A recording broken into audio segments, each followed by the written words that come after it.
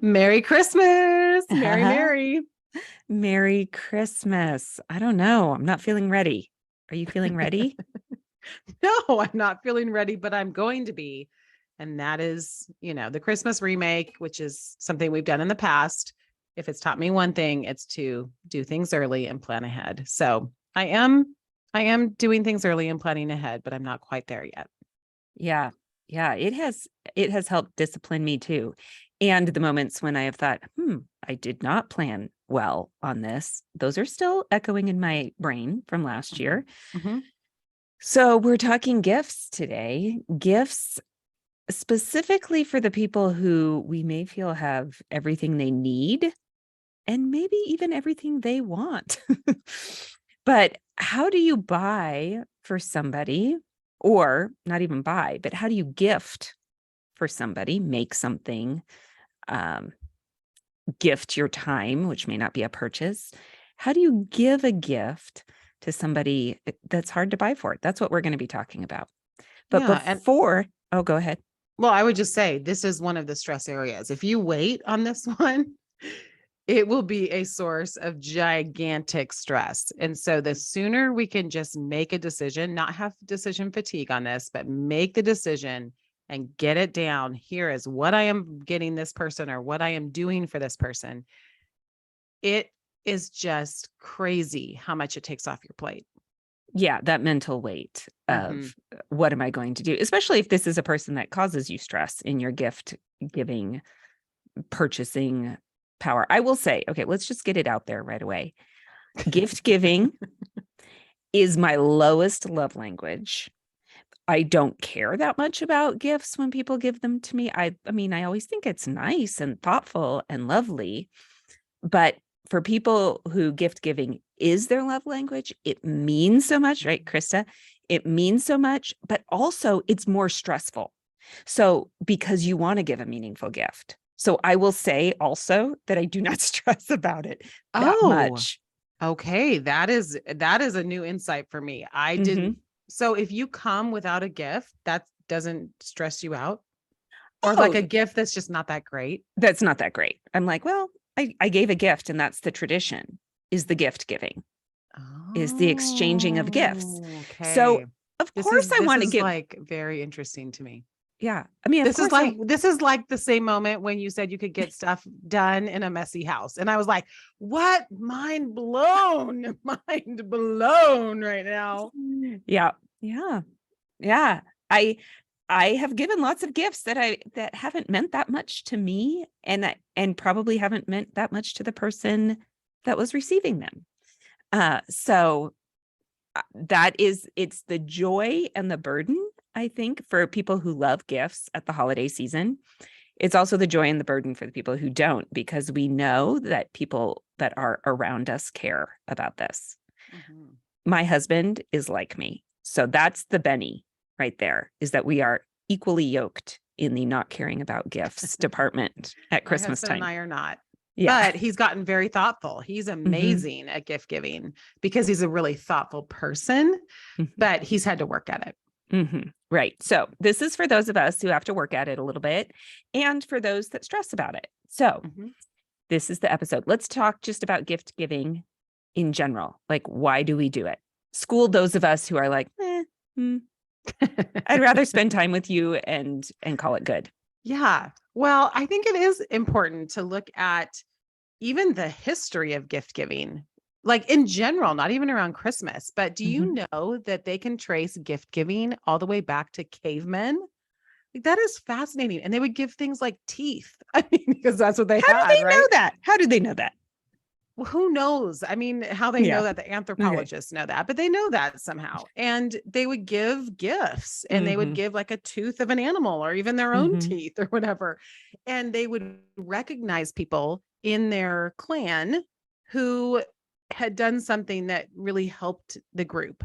And it was a way of honoring them. So I find it fascinating that they can trace it all the way back, and they can trace it across all cultures. Yeah. So as I was looking into the history of gift giving, they really can see in every single culture, from, the the far reaches of the Amazon jungle to Africa to, Native American cultures. I mean, everywhere, all throughout history, you see gift giving as a tradition, often in isolated cultures even. And so there's something about it that gets into our psychology. And so that's what I find so interesting, because I love all that stuff, is it's something we do naturally out of kind of our natural inklings and our natural psychology that we all share as humans. And so what is that psychology? Well, it is through gift giving, we can express gratitude to those who are important to us, or to those who have done something noteworthy that is, like, for example, what I said before, has helped the group in some way. It's a way we can express deep and heartfelt feelings toward those we care for deeply in a way that is different than words, because we can use words, and that's one way, but it's another way of expressing how much we care. And it's like an extension of that. Like last night, this was really interesting. My son, who never cooks, but my 16-year-old had made no-bake cookies with some friends. And my other son came over because he had to pick up a car that was being fixed. And Stetson, my younger one, said to Dawson, my older one, he said, "Dawson, you have to have some of these cookies." And Dawson's like, "No, I'm good." And he was like literally running out the door. And I stopped him because Stetson is a gift giver. And I said, "Dawson, Stetson is trying to show you love right now. He really wants you to have these." And he did. Like, he really wanted Dawson to have these cookies. And so I stopped him and I said, "He's trying to show you he loves you." And so Dawson stopped, turned around, and like made a big deal about the whole cookie situation. I mean, smallest example, but truly for Stetson, he's a person of fewer words. That is a way, an expression. Gift giving allows that avenue. So I think that's really important to remember. It also strengthens ties psychologically with people. It has emotional benefits. So studies show that those who give are happier, which we know also from scripture, right? God loves a cheerful giver. And there's something about being generous that's really good for our souls. And so practicing, like, for me, I just love giving gifts at the holidays. Like, that is so energizing for me. And there is something to that in our psychology and in our makeup that is really important. And then finally, the person receiving the gift also gets emotional benefit as they witness someone going out of their way to bless them. So, I was the recipient of that actually yesterday. I had some friends come over who just really wanted to bless me in my knee surgery time. And they brought all these self-care things. I mean, it was just so thoughtful, everything they put in this basket. I mean, it was incredibly thoughtful. And I felt so loved. I felt deeply loved through that gift. So there is something to gift giving that's important. Yeah. And how it lands on somebody is going to be different based on the person and how they receive gifts, and probably based on the relationship too. Like something that your husband does that's thoughtful, excuse me, something that your husband does that you consider really thoughtful for him. Part of it is because it's not his natural bent to do that. And so whatever the thing might be, I mean, he's naturally thoughtful, but he might not naturally make you dinner or something. So anyway, I think it's good. So the things we're going to be talking about, as you were talking, I was thinking they actually are really good for those of us who maybe think of quality time or words of affirmation or acts of service as our love languages. These are ways that we can gift people those things as well. So, so let's jump in and start talking. Let's talk ideas, just general ideas. What are some that you have, being someone who maybe has different love languages? Yeah. Well, acts of service is my number one love language. So if somebody cleans the kitchen for me, to me, that is the best gift. To see something that I need help with and then step in and do it, I feel very loved. So, how would someone give that to you for Christmas? So any kind of help, like house cleaner, babysitting when people took care of my kids when they were younger, pet sitting, those kinds of things. And those are things that our kids can do for us, but also create we can, coupons. Yeah. So someone can give me those things. Yeah. Just print it out. We do this a lot in our house. We print something out on the printer and we wrap that little piece of paper up in the gift bag. And maybe it's because it's something that's coming, but more often it's because it's an experience or a service. So anything helping around the house, dinner delivered. So a DoorDash coupon of some kind. We've had people do that for us last year when a couple of our girls had COVID. Someone that my husband works with said, I want to send you dinner. Where is a place in your neighborhood that you want dinner from? And it was such a gift to me. That's really sweet because I usually try and find the place online that's close to their house because I want it to be a surprise. Like that's my big thing. I want it to be like show up on the door. But that's really practical to say where in your neighborhood would you like a dinner from? Well, and she said, and what's your order? Which was very nice because, then everyone could say what they wanted. Yeah. Sweet. But other things that I think we can give people, that kids especially can give people if they don't have a big budget, is something like tech support for grandparents to say, I will help you, or even for me, I will help you learn how to do this on your phone. I mean, my kids teach me that kind of stuff all the time. I would consider that a very, very great gift. Yeah. And my mom would too, right? If somebody showed her how to do something on the computer.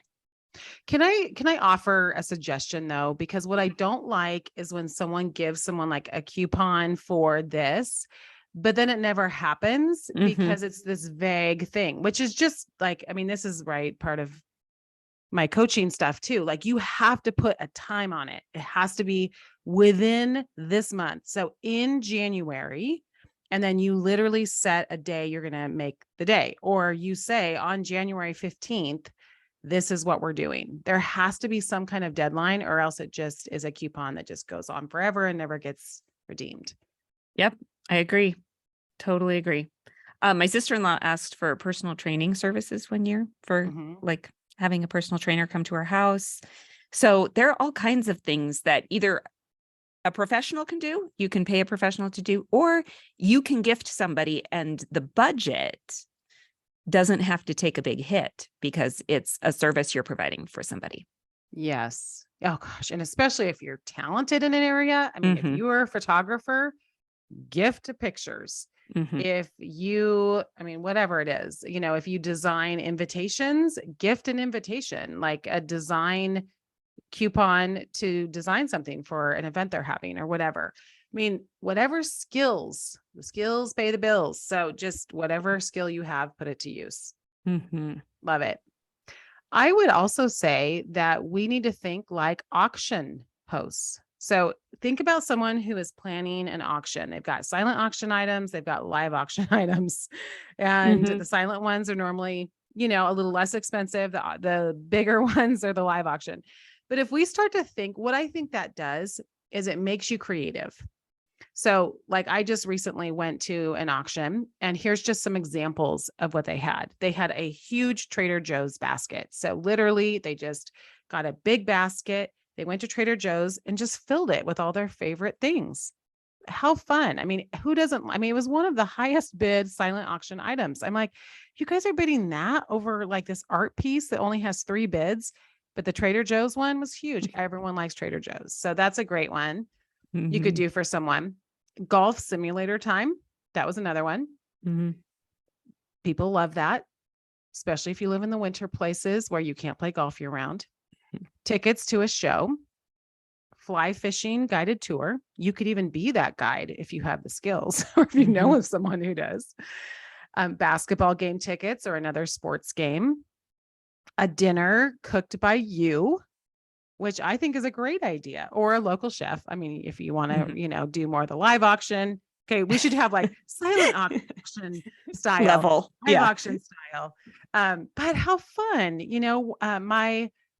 my soon-to-be daughter-in-law and my son, they did a tea party for my daughter and her friends, her college friends.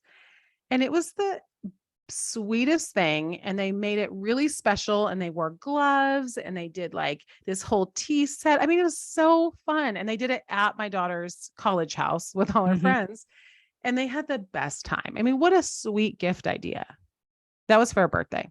You could also do a pop-up picnic in a park, which you just say, okay, it's on this day, and they show up and you've set up a picnic. How darling would that be for a gift? I mean, just so fun.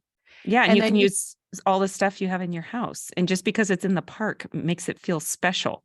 Well, you could do it like surprise map, like they have to treasure hunt almost their way there, you know? We should do a whole episode on this. I'm really liking this idea. Okay. Oh, it is so fun. And you could just make it like a whole thing, right? Where they have to go stops. And anyway, end up at their pop-up picnic in the park. And you could also do a red party. So all food, drinks, and outfits are red. I mean, this is what I mean. Like, you just think of a theme and you give that as the gift. And how fun is that? I mean, people are going to remember if they come to a red party where everything is the color red. So you have Italian food, and then you've got drinks that are red. Everyone comes in red clothes. I mean, so fun. Yeah. Any kind of theme, really, for dinner.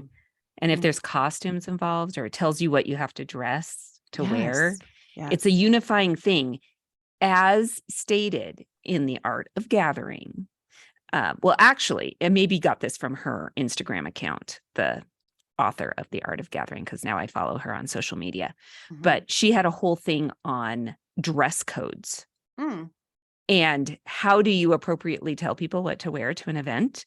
But in that, she was talking about when you tell people to wear something really specific, it creates a unifying feature of the group and a conversation starter, as long as people participate. Yeah, no, I think she was using that. They do those big dinners in New York where everyone shows, it's a surprise location and everyone shows up in white. Priya Parker, by the way, is her name. If you want to follow her on Instagram, she's got great experience tips. Let's talk about experiences, Alex. What are some experiences you could give as a gift? I mean, we're already talking about some, but let's talk about more. Well, again, the coupon for the experience, but make it like a standing date. So this puts it on the calendar. So you could say like the second Wednesday of every month, we're going out to coffee at 2:00. It's our standing date. And again, we're talking about for the person that's hard to buy for. So this is the person who maybe wants your time more than they want your money or more things. They want like your attention. Who the last thing they need is more stuff. They're trying to downsize, right? Right. So somebody who wants your time. So, but that's a very kind of vanilla kind of thing. Like we do a coffee date, but it could be a little bit more specific. Like we're going to go to a different museum in Denver. We can do that. We could probably find a different museum for every month of the year. And, but like you said, to have it on the calendar, like it's the third Friday at 4:00, we're going to happy hour or whatever it is. So I would say, put it on the calendar. And then if it can have a twist and you name it, see, you taught me this. If you name it and you don't just call it the standing date, but you call it like Friday Fun Times or something. My kids love this, by the way. Like it the Power Hour, Fireside. They just love all of my names. So name it. Teenagers may not buy in, but they still think it's fun years later. So do it anyway. They'll make fun of you now. It's okay. But your friends and your mom will like it if you name it. Yes. Agreed. So that, and then any classes, which maybe they take on their own, or maybe you take with them. If that, again, is part of the gift, is time together. So an art class or a dance class, exercise class. And I also think everybody can use books, even if you've got all the things you need in your life. Books are still a wonderful gift because they're new ideas, they're new adventures, new stories, and they're not that expensive. I'm always thinking budget, right? So they're not that expensive. Yeah. What about you? And I like to do book and a blanket together. I call it book and a blanket. See, there's my name again. I call it book and a blanket, but I think that's cute to pair those two. Yeah. So the experience is really them having an experience of reading it or traveling the world through their mind, or yeah, we can call it something. Okay. What about you? Experiences. What other things do you like? Well, I got my parents last year because I'm trying to do experiences for them, a outdoor concert in the summer. So what I did is I made them a big basket for Christmas Day. And in the basket was a blanket, a little tray that we could like put up like on a picnic. I put chips and just stuff, picnicky type stuff. And then it was an outdoor concert that we went to last summer. And as soon as they announced who was coming to the Sandpoint Outdoor Festival, then I grabbed the tickets that we wanted. I sent them the people and said, which one do you want to go to? So that was so fun. And then we had such a great time. Again, right? It's a date on the calendar and you end up doing it because of that. So loved that. Any outdoor concerts. And then I also think dueling piano bars are really fun. So if you have a dueling piano bar in your area, you say that like there's just so many of them. No, there are. Wait, do you not have one in Denver? Maybe, but I would expect one more in Denver than in Spokane. Okay, I am sure you have one in Denver. So the first one I ever went to, do you remember the one in Vancouver, BC? No. Did you go in college? Oh, I don't. I barely remember college. I don't know. Oh my gosh. Okay. I had never seen anything so fun. When I went to a dueling piano bar and it was part of the Sigma Nu like weekend dance, and we went to this dueling piano bar. I loved it so much because they literally duel, like the pianists duel. And it's just like everybody gets into it and they're competing. It's so fun. So if you have a dueling piano bar in your area, love that idea. And then I would also say, of course, a weekend away or even a night away is so great. But not only could you give it to someone, but you could also go with them. So if you give it to your husband, you could invite another couple to come. Or if you give it to your parents, you and your spouse, or just you, if you're single, go with them. So, normally we give gifts to people for them, but it's even an extra layer of fun, I think, if you go too. Yeah. Especially if you're fun.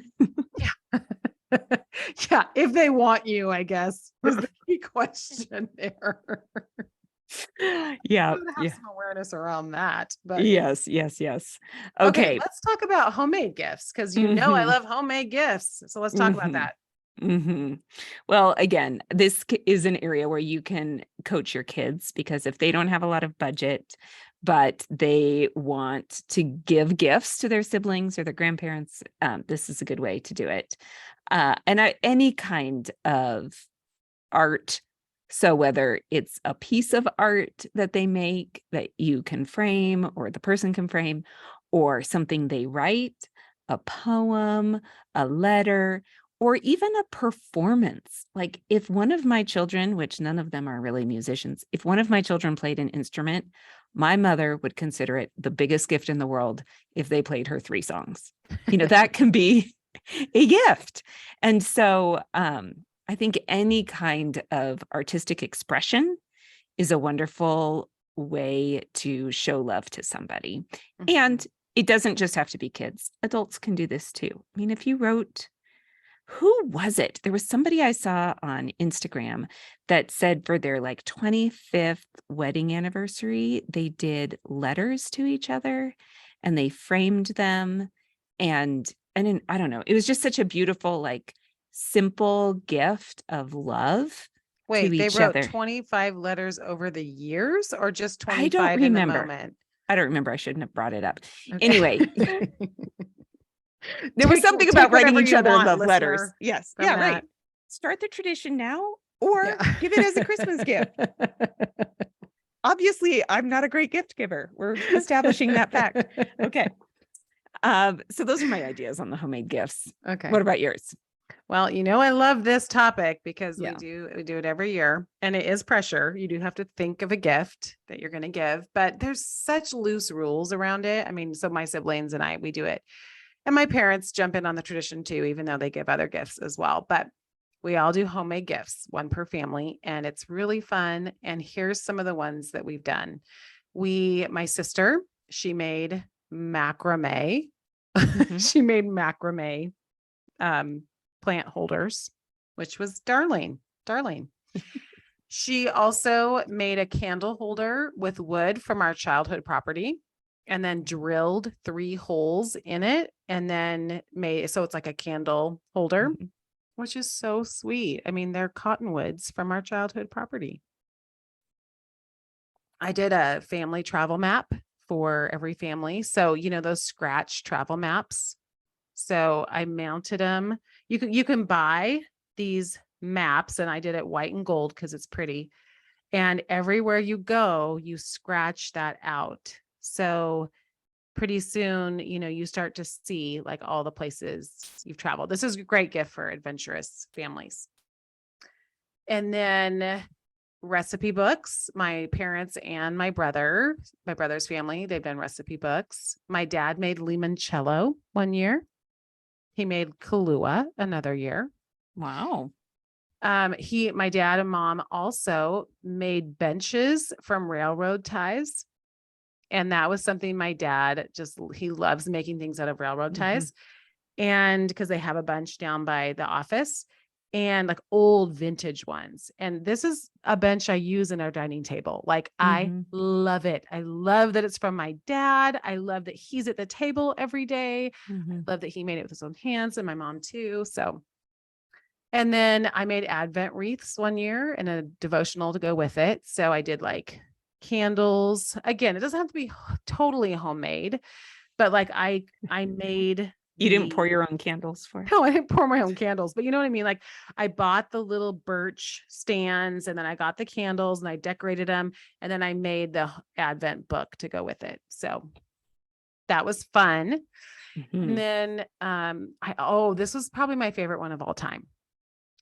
I got a video of my parents talking about their lives. So I did it in the summer or in the fall. And I had them go to our late family cabin at the lake, and they sat on the dock, which is a place that's really sentimental to all of us, in 2 chairs. And I just asked them question after question. And then I made it into a video. That's a great special. gift. So special. So see, that's the kind of gift I like. Yeah. Yeah. You want it forever. Yeah. I mean, I'm going to love that forever. So happy I have it. So anyway, those are some of my favorites. What about subscriptions? Let's talk about subscription gifts, because those are always great. Yeah, because it's the gift that keeps on giving, right? Like you just keep getting it. It's a subscription. Well, Audible, like we talked about books.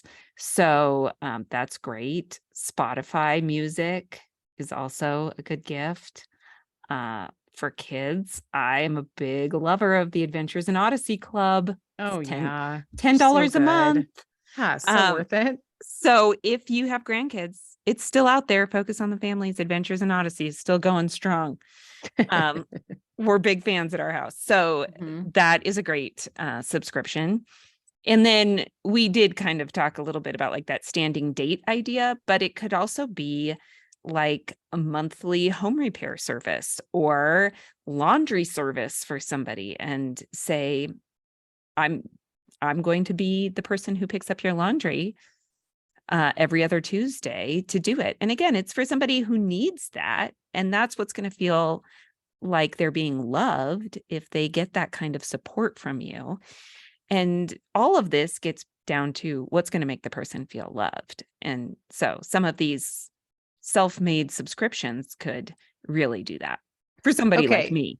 Hello, you can hire someone to once a month come. That's a subscription service to hire someone to come fix your house. No, I'm saying like my husband could do that for his parents. Like that's a gift idea. Okay, because I would use that. Maybe we should go into business about that, because I would do a subscription service on that in a heartbeat, because it's hard to find people who will show up at your house. I would love that. I'm just telling you. Okay. But also, Eric, so I was trying to think listening? Yes, budget friendly if you have that skill. But I'm sure if you have a handyman and you approached or woman and approached the person about it and said, listen, I'd like to give this to my parents for Christmas. Would you be up for it? Can I get on your schedule now for the last Friday of every month, whatever?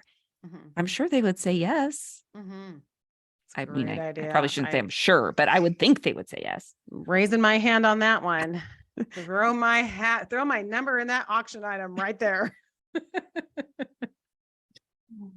I mean, you now know what you can ask Derek for Christmas. You just have to get him there. Yeah, exactly. Derek, I will fly you up once a month. Okay. Well, I found some fun ones that I thought I would highlight. One is called the Olive Press subscription. So this is a California olive oil company, and they send you olive oil, like probably different amazing kinds. Yeah. I haven't tried these ones, but I just found them. So I thought I would share them because I think it's fun. So the Olive Press is that one. Another one is called Olympia Postal Provisions Club. And this is where you send a tasteful culinary experience via European style charcuterie, which anything that's charcuterie, I love. So, but European style charcuterie sounds even more fun. Yeah. There's another one called Murray's Cheese. It's high quality cheese from one of New York's best cheese shops. So that sounds great. Who doesn't love cheese? And then there's Jenny's Pint Club. And I don't know how they send this, but they must have a way. It's curated ice cream that they send as a subscription. And that would be so fun to receive. It would be. Those are great gifts to give people who live far away, because then it's like you're showing up on their doorstep once a month. And as a budget friendly option, you can do that on your own. You could do an curated ice cream subscription and just put a reminder in your phone. The last Tuesday of every month, I'm getting my daughter a pint of ice cream, and I'm going to leave a note on her bed that her ice cream is in the freezer. Yes.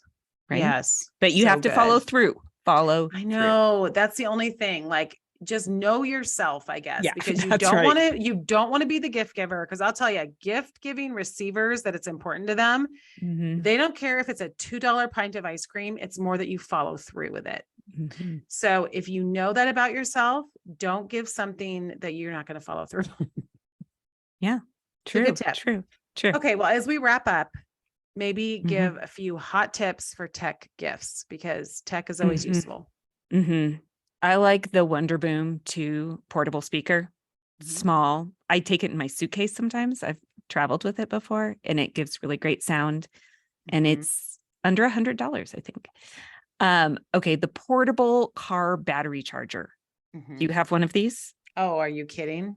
Yes. I do not have one. What? But I know I don't have one, but I need one. If anyone wants I will to get link me one to for my Christmas. favorite one, because not all are created equal. I will say that. Okay. I've gone through like 5. This is, how sometimes I have a thing. This portable car battery situation is a thing for me. And I finally found the right one. So I can't remember what it's called, but I'll link to it in the show notes. It's the best one by far. Okay, good. Good to know. Because I went through a time when my car kept dying. So that's why. Yeah.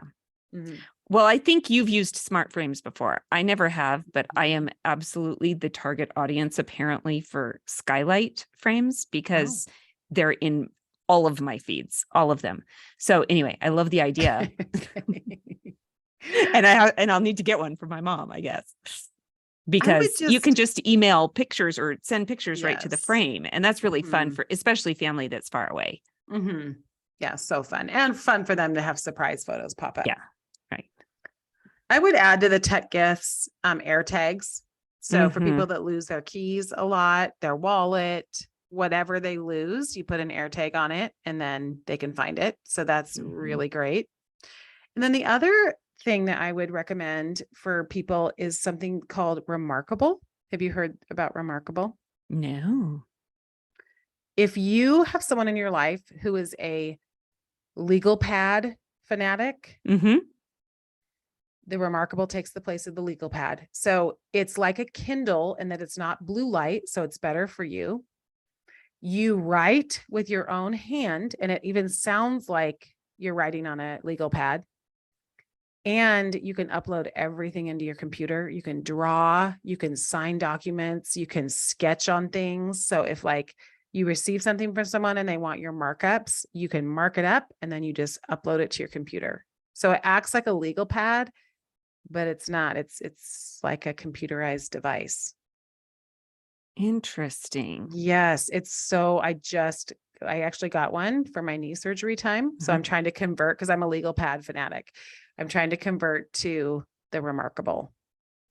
Okay. Well, I'm going to need to hear about your storage filing system of all the pages, because then you can save them in files and stuff, right? Right. So you can delete them, or you can save them, or you can upload them. So I'm just learning about it. I'm just learning the system right now. But I think it's a great option for people who are always keeping tons of notes, which is me. So that's why I'm trying to go to the Remarkable. It's a great gift. Okay. Well, gifts for the hard to buy for. I feel like with that list, everyone should be able to find something. That's right. Because we offered a lot of options. Yeah. And we want to hear your ideas. So send them to us, put them in the comments on the show notes, comments on Instagram. Tell everyone what a great gift is. Help your sisters out, because we're all figure it out. I can tell you, I'm trying to figure it out. I need help in this area. So love share it. your ideas. Okay. Merry Christmas, everyone. And cheers to no stress.